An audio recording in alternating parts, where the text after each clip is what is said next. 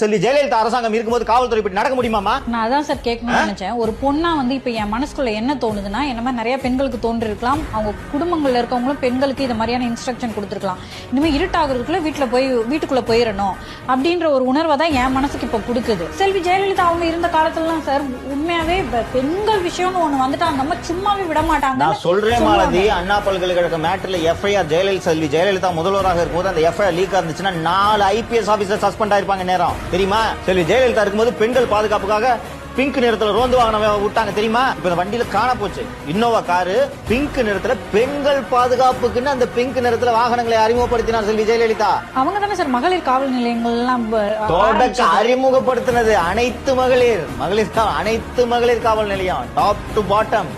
அவர்கள் காலகட்டத்தில் தான் அதிகமான பெண் உதவி ஆய்வாளர்கள் பணியில் எடுக்கப்பட்டார்கள். நீங்க செய்வீங்களா?